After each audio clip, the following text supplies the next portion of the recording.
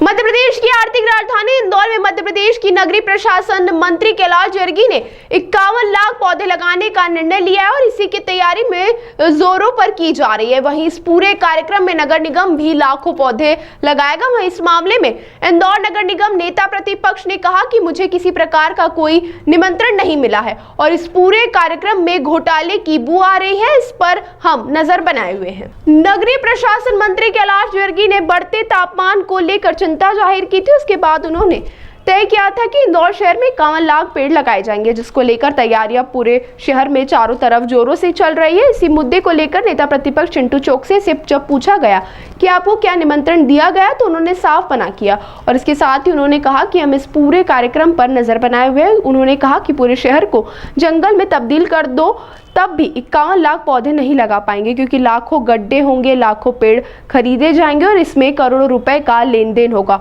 इसमें भ्रष्टाचार की बू आ रही, इसलिए हम पूरे मामले को लेकर पूर्ण रूप से सजग हैं और हम इंदौर शहर की भोली भाली जनता का पैसा किसी को भी खाने नहीं देंगे। हम विभाग के मंत्री कैलाश जरगी से भी इसका हिसाब मांगेंगे।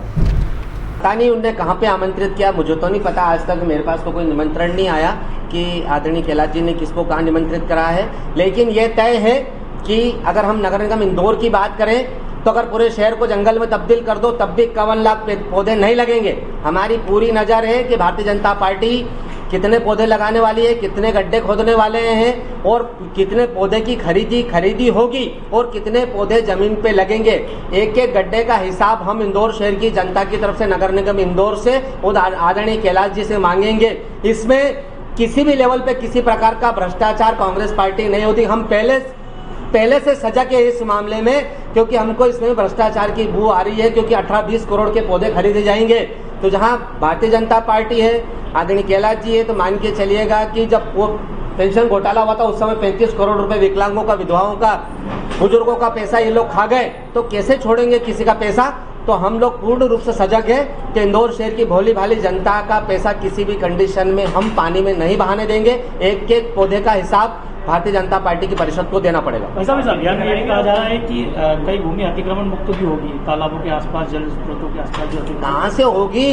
इन्हीं के लोग तो पूरे शहर में तो कोहराम मचाए हुए हैं। पूरे शहर में अवैध, पूरे इंदौर शहर के आसपास भारतीय जनता पार्टी के नेता, भारतीय जनता पार्टी के मंत्रियों ने सरकारी जमीन पे, सरकारी पहाड़ियों पे, सारी जितने जगह अवैध कॉलोनी होना चाहिए वो सब अवैध कॉलोनी इंदौर शहर में कट रही है। इसलिए आप कल्पना भी नहीं कर सकते कि कोई भी किसी प्रकार का अतिक्रमण हटने वाला है, बल्कि और इंदौर शहर को अतिक्रमण वाला इंदौर बना रहे हैं ये लोग। नगर निगम घोटाले में सुनील गुप्ता की ताज़ा खबरों के लिए सब्सक्राइब करें JSR टाइम्स और साथ ही नोटिफिकेशन पाने के लिए बेल आइकन को दबाएं।